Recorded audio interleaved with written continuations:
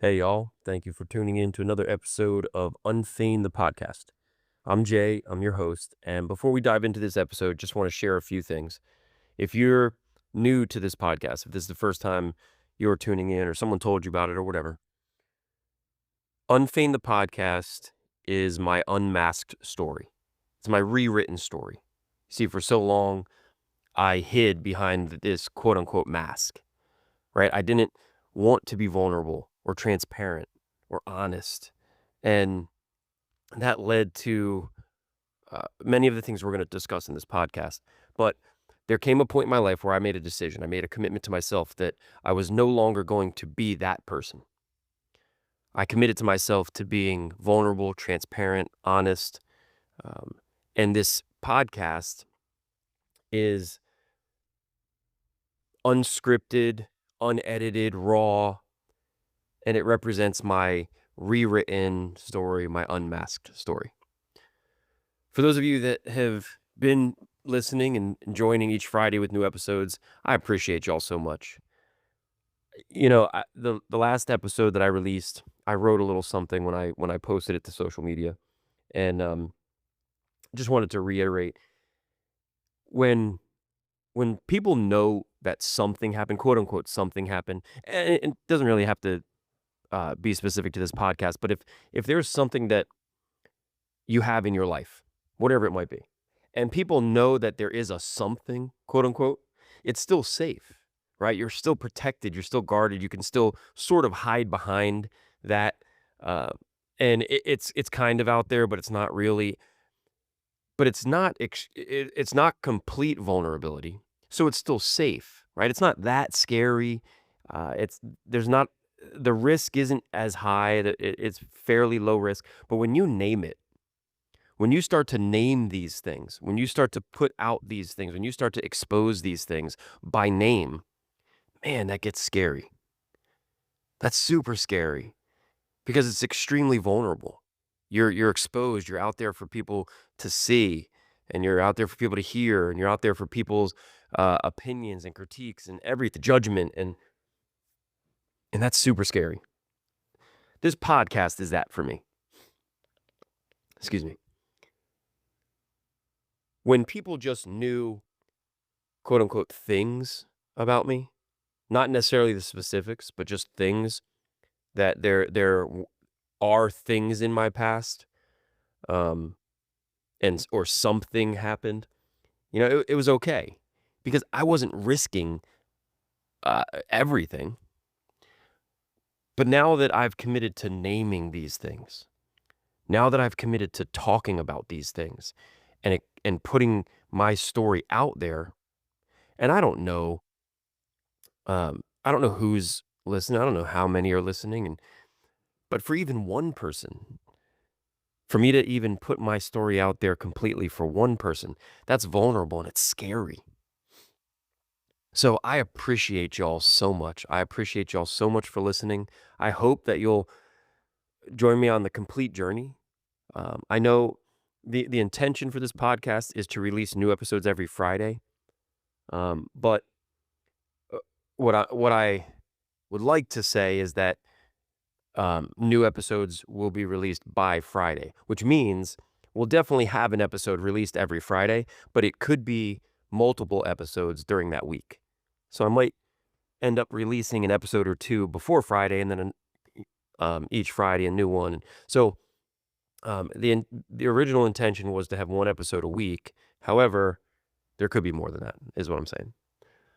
All that to say, I appreciate y'all so much. Thank you for listening. Um, Please share this podcast with everybody that you know. There may be people that you know that would benefit from it, or maybe somebody wants to listen to somebody's story. Either way, share this podcast.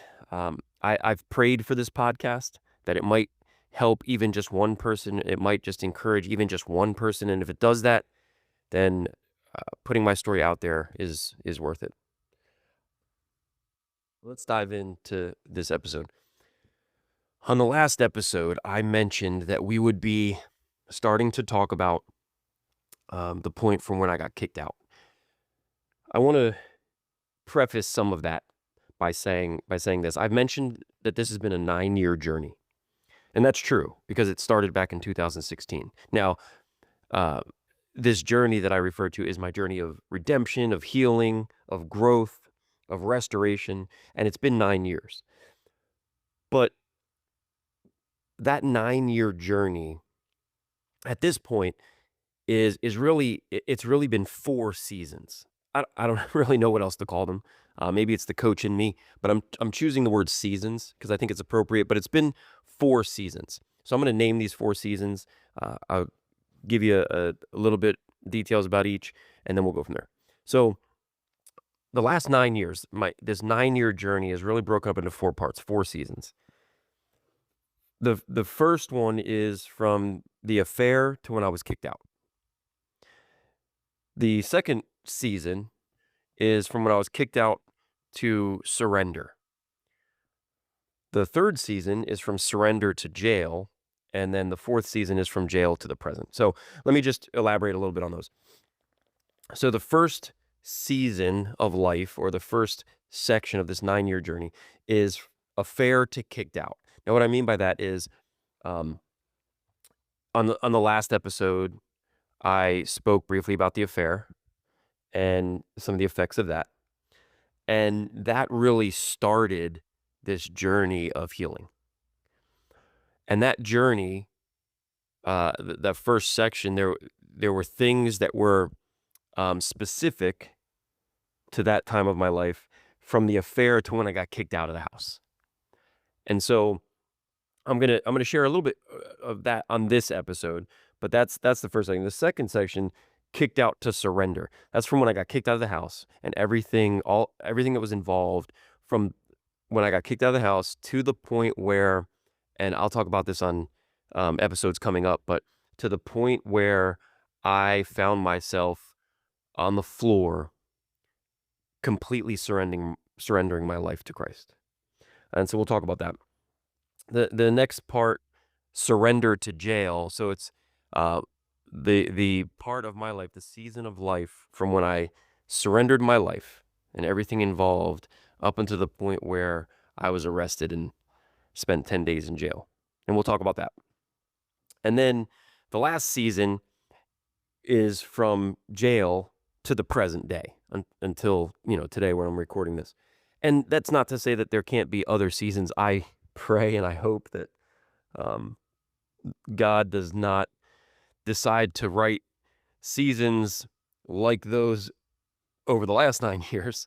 But I'm sure that there will be other events and quote unquote seasons of my life. But those are basically the 4 sections over these last 9 years that I want to talk about. Obviously, the jail to the present, once we get there, it will be, live, real life, present day, all that kind of stuff.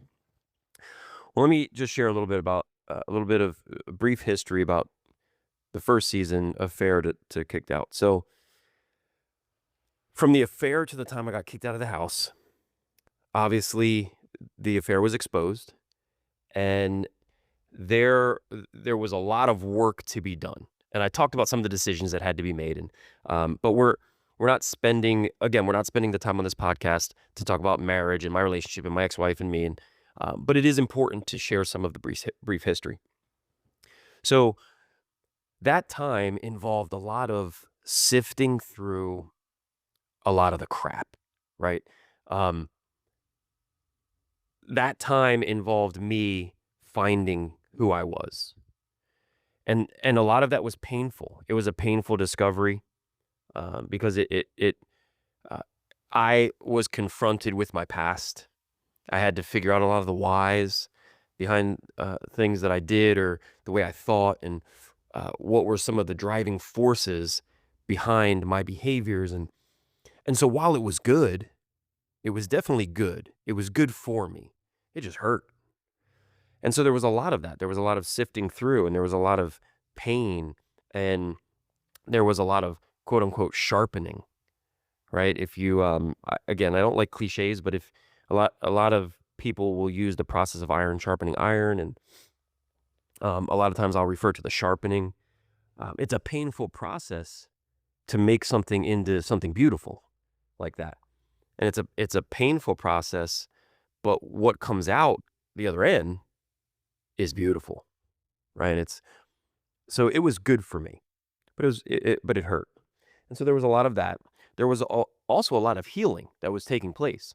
In the midst of all that, there was a lot of healing, not just for myself, but uh, for what I understood to be happening was that there was a lot of healing taking place between me and my wife at the time. Now, we were separated, but living in the same house.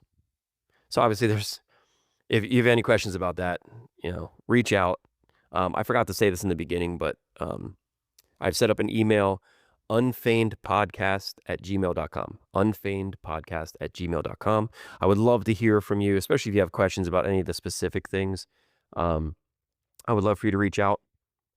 I'll answer, whatever questions you have the best I can. I'll talk to you about whatever you want. I'd love to hear your story. So reach out.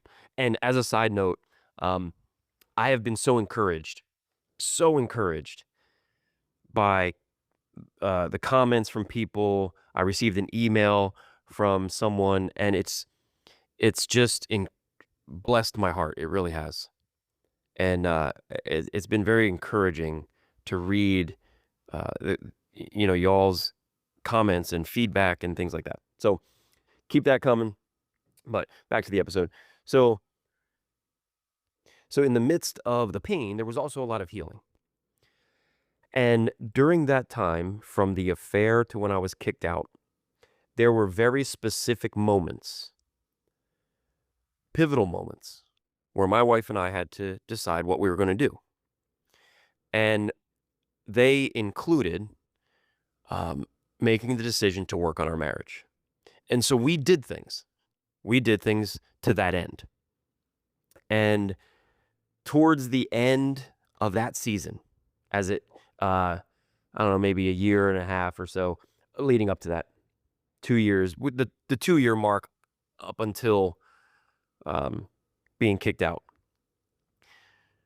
it got more specific to healing our marriage and healing together, and my understanding, the assumption that I was under, was that we were working towards restoring our marriage. Approximately a year before, I was asked, or I was kicked out. Approximately a year before that, we had really committed to, at least verbally, we had really committed to trying to make this work. It's sort of like let's give this one last shot to see if we can make it work.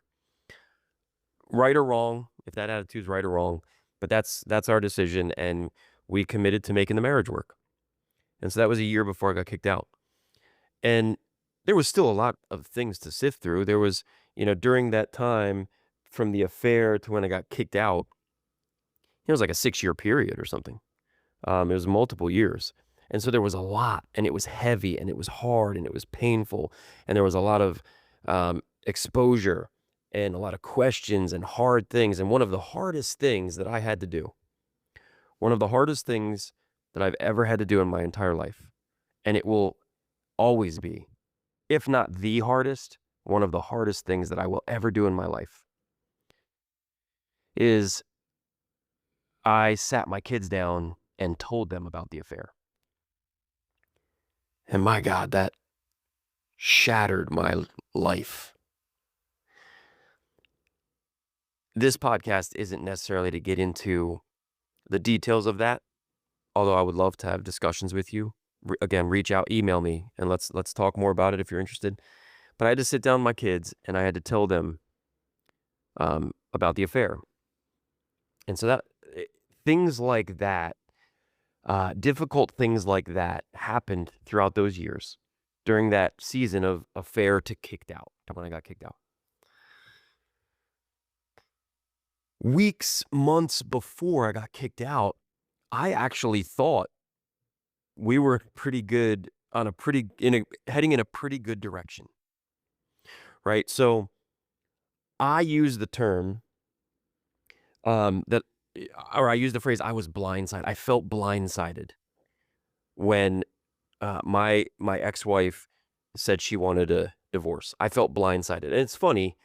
It's funny because when you look at the past, when you look at all the events leading up to that, really up to the affair and up to our decision to make our marriage work, when you look at all the events leading up to that, you might think, wait, you're, were you really surprised? Like, were you really blindsided? And I get that. I get it. If that's your perspective, I get it.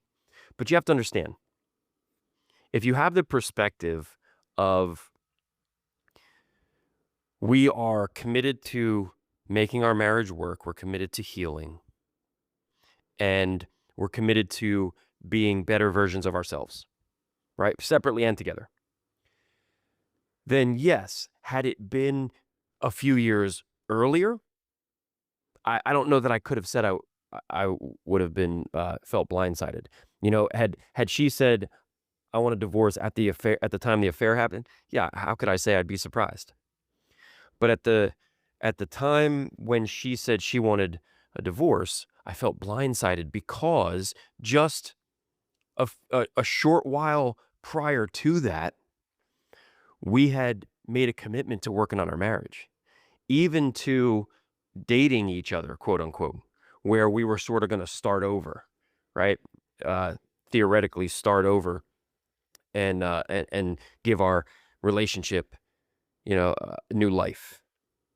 And so, just moments before, and I say moment, just a short while before being kicked out of the house, that's my understanding of where we're going. So when I'm kicked out, I feel blindsided. So when my ex-wife came to me and said, I think we should pursue this separation with you living outside the house, I felt blindsided because that wasn't my understanding of our intention, of the goal for what we were doing. And she wanted to sit down and talk to the kids, and she wanted to tell the kids, hey, this is what we're doing, and I'm not going to live in the house anymore, and we're separated. And up until this point, this is important to why I felt blindsided, but up until this point, the word divorce had not been used. My understanding, my assumption was that it wasn't a divorce, that we were separated, but the intention was to work on our marriage. And so we sat down the kids, and I didn't want this. I didn't want a divorce. I didn't want to live outside the house. I didn't want to live separate. I wanted to work on this, as hard as it might have been. We sat down the kids, and right or wrong, when my ex-wife asked if I wanted to say anything, I told her, no, I don't want to say anything because I don't want this. Right or wrong. But when she started to talk, she said, kids, I'm divorcing your father. And at that moment, I felt extremely blindsided because that was the first time that I heard she wanted to divorce me. And so that knocked me back a bit. Well, when I say I felt blindsided, the perspective is from me under the assumption of us working on our marriage, literally just 2 weeks before that meeting, that sitting down at the kitchen table with our kids, just 2 weeks before that, we had made a commitment to date each other again. And then we sit down and this is what is said. And so I felt very, very blindsided. So that's a brief history or a brief preface to me being kicked out. So we'll fast forward a little bit. So now I'm faced with the challenge of finding a place to live, what life is going to look like, all the loss that will be experienced. I remember, well, let me say this before I get into being kicked out. For this podcast, I often go back, like I said on previous episodes, I recorded over 100 episodes prior to releasing the podcast you're listening to. my intention was to release the podcast under the name Unfeigned way back. And I had recorded over 100 episodes, but realized that it was more therapeutic for me than it was beneficial, I think. And I've talked to people since about that, and they've said, well, maybe it would be beneficial for people to hear how raw it was. At times, some of those episodes were extremely raw. Like the emotion was so raw because I was speaking in the moment of pain. And it was real, man. And I wanted it to be that. But I archived all those episodes. But for this podcast, since releasing Unfeigned, I go back and I listen. I go back and I listen to those episodes, especially if I'm going to record a episode, and one of the archived episodes are appropriate, right? Or it relates. And it's funny because, side note here, if we think about our lives and if there's moments in our life where we think, man, I wish I had a video recording of that moment of life, or I wish I recorded video or audio. I wish I recorded that moment, right? And we have it as memories, but if there was a chance that we had a recording, and we do have a lot of, people have videos of their past and growing up and all that kind of stuff, but there's always moments where we're like, man, I would love to go back and hear the younger me or the whatever say this in that moment, like how I felt in that moment, or what it was like in that moment, and relive this moment. And for this podcast, Unfeigned the podcast, I have that. I have over 100 episodes that can take me back to those moments, to the very moments. And I can listen to these episodes and relive how I felt, what I said, how I was exactly in that moment. And it's a catch-22 because it gives me an opportunity to go back and relive it, and then I can talk about it. And it makes it super fresh. But the flip side of that is I have to relive it.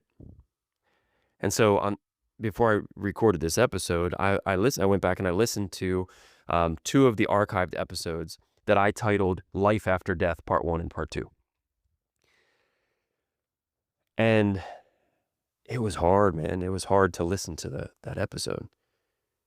It was like right as I was getting kicked out of the house, and I was talking about something on those episodes about how it became real. And so I want to that's going to be the springboard now. So I am now being asked to leave the house. Now, the house that we were living in, we were renting from my ex-wife's parents. So I guess I can laugh about it now, but obviously, if my ex-wife is the one saying, I want a divorce, her parents own the house, I can't exactly live there. Of course, I'm going to be the one that gets kicked out, right? And I can laugh about it now, but it wasn't super hilarious back then. So I'm getting ready to get kicked out of the house, and I didn't plan for this, so I don't have a place to live. So up until this point, it was real, but it wasn't real. But when I had to secure a place to live outside of my home, that made it real. That made it even more painful. Because now it was almost like I was accepting it. Right? Before, the reality was I was still in the house. We were separated, and I had a room in the garage. But I was still there. Like my kids can just come anytime. I had to go in the house for things. I was a part of their life in that house. And so, yes, while the separation was real because I was reminded about it every night when I slept in that room in the garage and they were in the house, but I was still in the house. And so while it was real, it just wasn't real. When I had to secure a place to live outside of that home, I had to live outside of my home. That became real. What's the saying? Like, shit got real. And I was hit. I was hit with all of the loss I was about to experience. And as I'm listening to the archived episodes about this day, it reminded me about all of the loss, the bedtimes, the late night conversations, the joking around in the kitchen, all of the moments that we experience daily in that home now are gone. I won't have those anymore. I loved, throughout my kids' lives, I loved putting them to bed. I loved it. I looked forward to it. It didn't always go well, but as the point is I loved it. You know, there it went well more than it didn't. And that time for me and my kid, that was such concentrated time of saying, whatever the bedtime routine was, and it was different for everybody, but I loved it. And now I don't have that anymore. At that moment, I won't have that anymore. It will be uh, relegated to a phone call, which, again, don't get me wrong, it's better than nothing, but it's not being there. And so at that moment, when I'm being asked to leave, I'm flooded with all the loss I'm about to experience. Not only that, but because it became so real, okay, because it became so real and I'm about to experience how real this divorce is. I will no longer be living with my family. Because it became that real, I was also flooded with uh, the regret of who I was. Now, at that point, I wasn't that person anymore, but it was only a few years removed, right? So if this was 6 years later, approximately, that's not a long time. Just a few short years before getting kicked out, I was a certain person. Over those years up until I got kicked out, I started to change and grow and heal and mature and be restored and redeemed. And I wasn't that person anymore. I still had a long way to go. I didn't know that. I didn't know how much longer. I didn't know how long the journey would actually be at that moment. Looking back, I know I had a long way to go, but I also had come a long way. And I was flooded with the person who I used to be caused what was happening in that moment. That was hard. That was hard. When you see yourself for who you really are, and in that moment, it was who I really was. But it was, uh, I was flooded with this idea that all of this was my fault. Now I know there's two people in a marriage, but my actions and decisions had led to this, and that was tough to carry. And up, up until that point, you're like, the kids are super affected, right? So I'm flooded with all the loss I'm about to experience. I'm flooded with these emotions of regret and guilt and shame because of me, who I used to be, and who I used to be, how that affected things. And then the three reasons I had 3 reasons for getting out of bed, even 3 reasons for breathing, and they were my kids. And now I'm flooded with the fact that how this is going to affect them. There were moments where I remember talking to them and um, letting them know that they need to give themselves permission to be happy when something happy happens, right? Like just because something bad is going on or something front or whatever, just because there's suffering taking place doesn't mean that steals every joy in life. That means nothing can be exciting in life. And it's during this time where I felt, because I noticed, and I don't know that my kids would remember this or in the moment would even agree that this was going on, but I saw it. I saw that there were things that were happening. There were moments during this time up until, that point of being kicked out. There were moments where it was exciting, it was joyful, it was happy, and they were hesitant to be happy. They wouldn't fully allow themselves to be happy or experience the joy that life was giving them in that moment.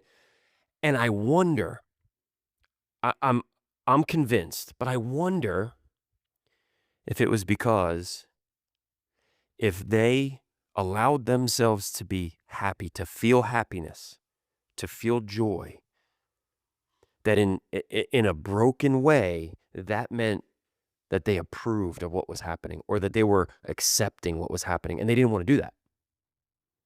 They didn't want their family broken up. They didn't want their parents divorced. And in some broken way, if they allowed themselves to to experience and feel happiness and joy, that's what they were doing. They were saying, we're okay with this. That's the big thing, that they were okay with this.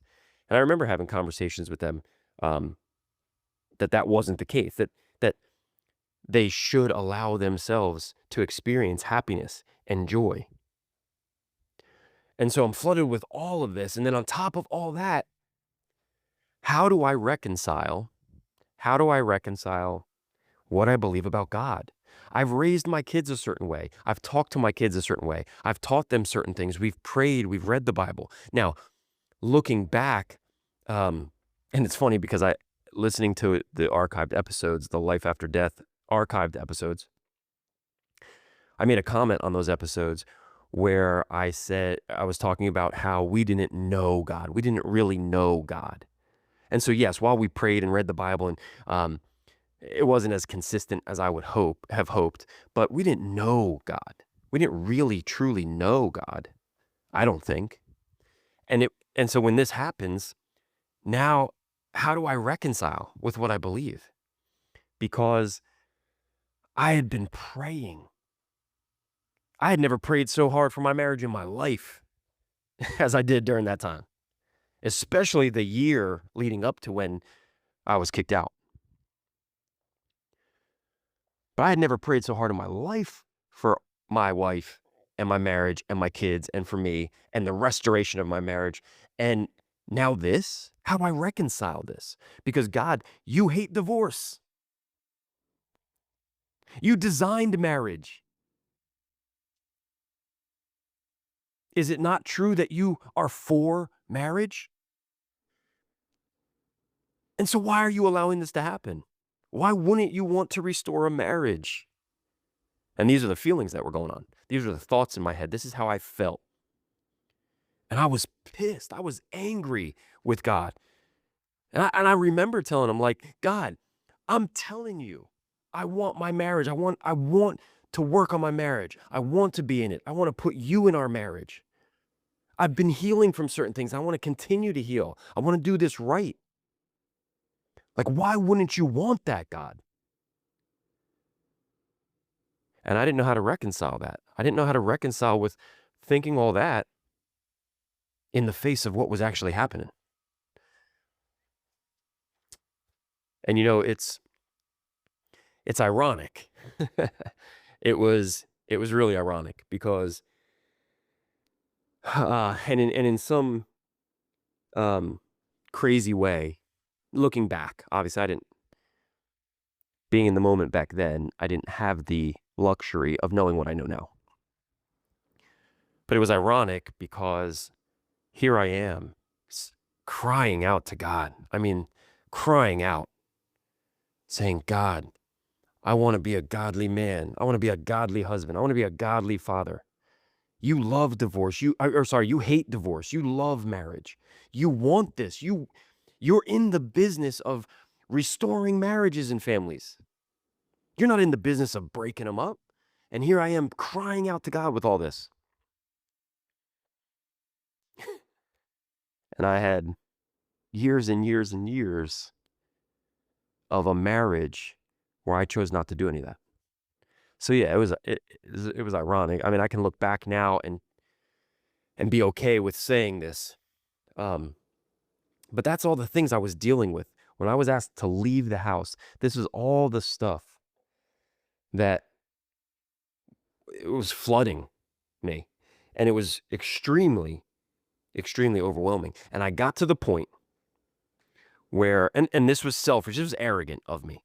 This was arrogant and selfish. But I got to the point where I almost convinced myself I struggled with this. I really did. But I almost convinced myself, and we're going to get into this a little bit more in some of the episodes coming up. But this is a good foreshadowing. I struggled with this a lot, and I almost convinced myself that there is something out of God's reach.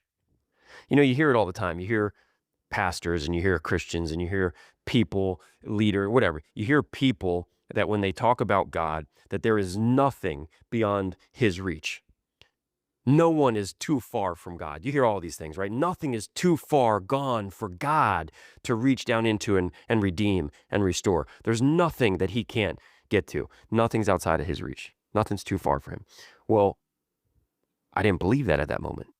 And that's selfish and arrogant. I get it. I know it was influencing my thinking there, but I had prayed so hard. Ask and ye shall receive. You don't have because you don't ask, right? These are all the things that are coming back to me. And again, listen to what I'm about to say.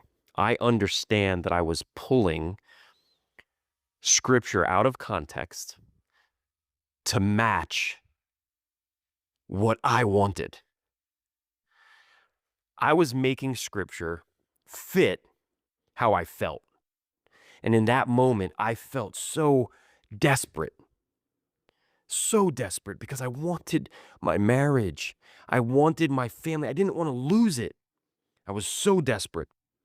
And so I'm throwing back in God's face all the things that he said, but I'm throwing them back out of context, right? You know, you don't have because you don't ask, right? Ask and you shall receive, right? God hates divorce. And I'm throwing all these things back in him and I'm telling him, God, how could you say you want this? You want this and yet you won't do it. And I know it was because I was so desperate and trying to hold on. And I know that influenced my decision, or I'm sorry, my thinking. And it led me to start to believe that this was out of God's reach. And I said that to him. I even said that to God, like, God, I used to believe that nothing was too far gone for you, but I'm not convinced of that now. Otherwise, you'd restore my marriage. Again, very selfish way of thinking. But when I say that my world was turned upside down, that's an understatement. And you might be saying, well, yeah, but consider your history, consider your past. Yeah, that's true. That is true. Had it not been multiple years of sifting through, healing, growing, maturing, trying to figure out, reconciling, all this kind of stuff, forgiving, then yeah, I would agree with you. But at the point that this happened, it was extremely appropriate to feel like my world was turned upside down, that I was blindsided. And when my world was turned upside down, I didn't really know how to handle it. I didn't know how to handle it. And when I say I didn't know how to handle it, I felt like God had betrayed me or forsaken me. And it wasn't good. It wasn't good. I spoke to Audrey harshly. I should never have done that. I feel like extreme regret for ever doing that. The way I handled the situation and treated her, and now she wasn't a saint. All right, so like, don't get me wrong there. She wasn't a saint how she handled the situation either. Okay. But I felt extreme regret. My world was turned upside down. I'm blindsided, and I'm like, I started to panic because I was so desperate. I didn't want to lose this, and I'm starting to panic. And I had a lot of healing yet to take place. I had a long way to go. And so I was acting out of my brokenness, my desperate brokenness. And it was extremely difficult. So I was unsure of the future. And I'm kicked out of the house. I ended up securing a place to live, and we'll find that it was only a short-term thing. We'll get into that on the next episode. I'm going to go into a little bit of life after being kicked out, but I just wanted to give that brief history of leading up to being kicked out of my home, which ultimately led to me being homeless for a year and a half, approximately a year and a half. Um, and we're going to get into that in the next couple episodes.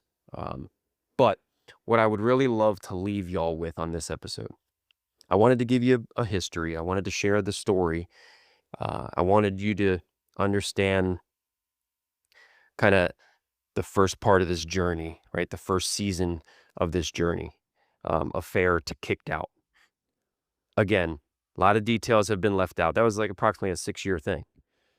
If you have questions, want to know more, want to discuss things, whatever, email me, unfeignedpodcast@gmail.com. But I wanted to let you in on I wanted to give you a little glimpse of that first season.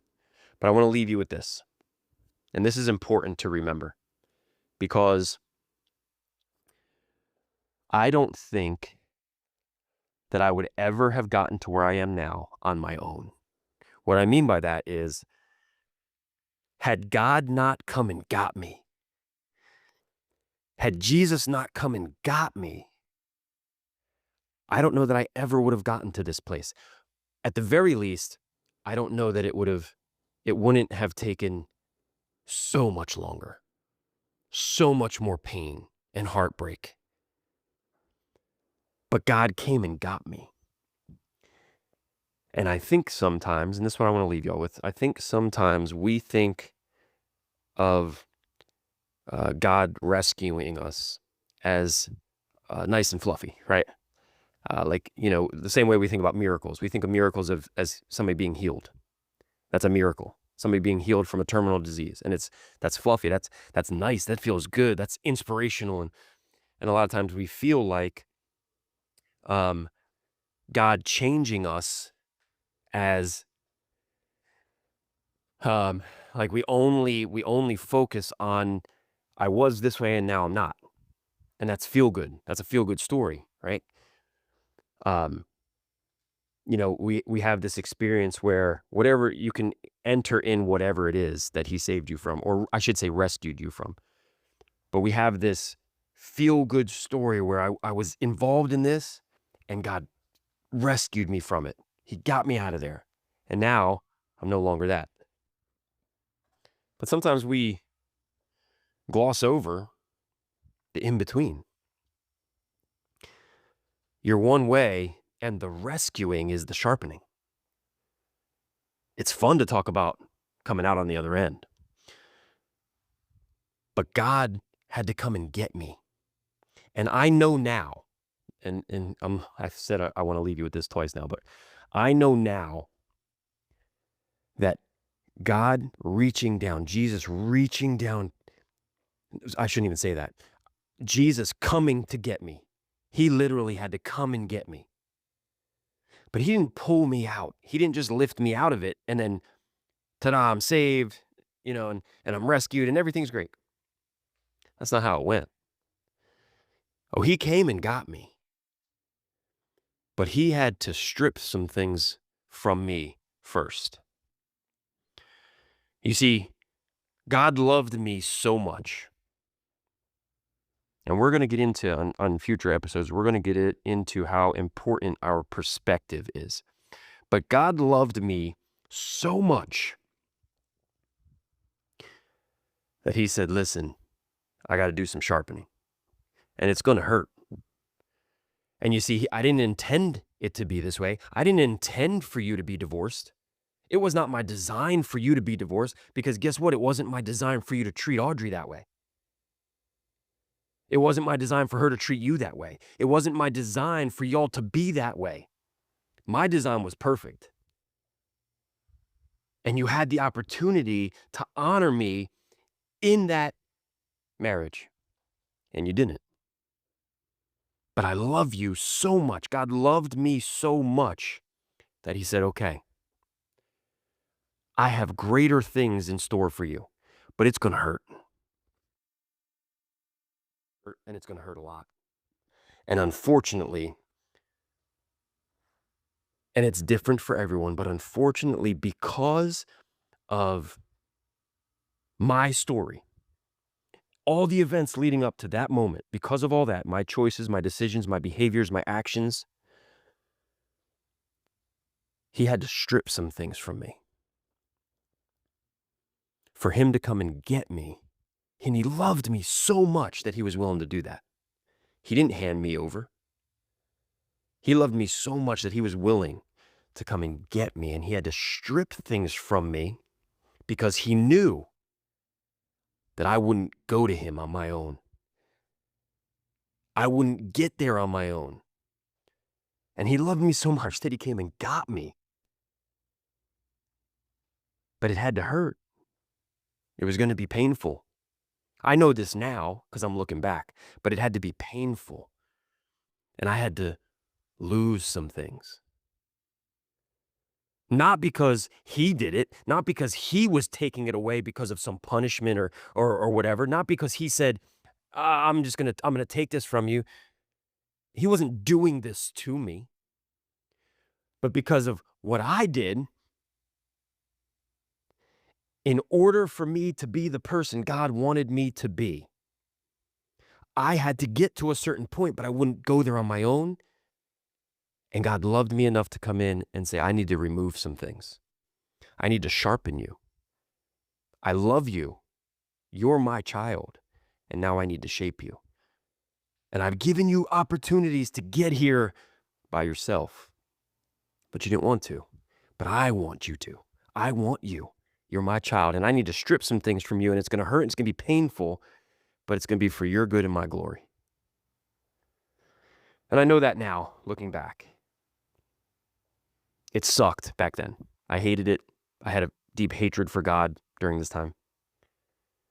Looking back now, I'm so grateful that he did what he did. But anyway, we're going to get into this more next episode and future episodes. But that's a brief overview of the first season of my 9-year journey, from the affair to when I got kicked out. If you want to know anything else, specific details about that time, just reach out, unfeignedpodcast@gmail.com. I would love to talk to you. And I'd love to share our stories. I say this every podcast, but I really would. On the next episodes, on the next episode and probably several episodes after that, we're going to get into the next season, which was a pivotal point in my life. It is very dark and even more painful than I thought my life was up until that point. But I was in a very dark place. I reached a very dark place. This is the time of my life where I've really felt like I was sitting at the gates of hell. And this was all part of God coming to get me. This was all part of it. This was Jesus getting me. And we're going to get into that in the next episode and several episodes after that. But like I said before, I appreciate y'all so much for listening. I've prayed for this podcast. I hope that it can encourage you or someone you know. I hope it can help in any way. I would love to hear from you. I want us to grow and heal together, right? And stories, each of our stories, can help each other, right? We can benefit from each other's stories. There's healing in our stories. And God's writing different stories for each of us, right? And there's something that each one of us can glean from that. So reach out. I'd love to hear from you. Till next time. I'd like to finish this episode by sharing a few clips from some songs. You see, Elijah, who's my oldest son, he writes music. And I would like to play just a few short clips from some of the songs that he wrote during this time. It gives you a bit of a glimpse into the pain that he was feeling, into the emotions that he was feeling, into how this whole time in our lives, how it affected him. So they're short, brief clips, but it definitely gives you a glimpse into the window of how it affected at least my oldest son. For what I did, for what I said, I wish you could take it back. I wish you could stop this on track like it did. I wish you and me could be back like we were before. Back like we were before. So what you telling telling me is that he's gotta move away, and every time I go to sleep, my dad is in a different place. And what you're telling me is everything will be okay, regardless of the fact that both my parents went their separate ways. It's like it's killing me. I wanna die a different way. I look into the mirror while the tears are on my freaking face. Now my heart is on the floor up in this freaking place. I look into my brother's eyes, it's really saying, Daddy, stay. Now I'm scared, it's like I'm dying inside. Now my sister's on the floor, she got the tears in her eyes. Surprise, yeah, we got the papers, are you ready to sign? Like, damn, just the other day I thought we were fine. I'm freaking scared and now I'm shaking, having panic attacks. And all these people that I didn't know start answering back. They heard about the crap and now they really all in my ass. Now I'm stressing all the thoughts that I was having are back. So wait, it's getting harder on me, and all the stabbing in my chest has made it harder to breathe. And when your eyes are full of tears, it makes it harder to see. And my identity is shot like I don't know what to be.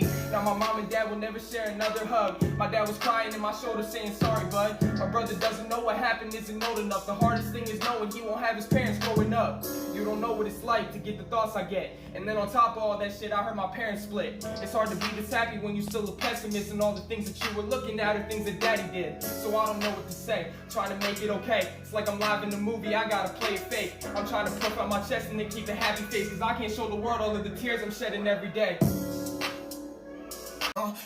I've been different since a kid, I'm in my bag when I'm alone. Got 2 houses I've been in, I got 2 bags in different homes. Underestimate my body, ain't gon' try to sugarcoat. You ain't never gonna touch me, cause I'm really just for show. Yeah, for show, I'ma put you on the floor. Really can't ignore how my name is higher on the board. I'm in a war, I be shooting like a sniper. They gon' send me in the field. Once I do what I came here to do, I post it on the reel. Don't care how they feel, really I don't care about their feels. I'ma stand up just to eat, I really disrespect my meals. They gon' hear my name in space until they forced to call me Neil. I can figure out my fortune, they gon' put me on the wheel.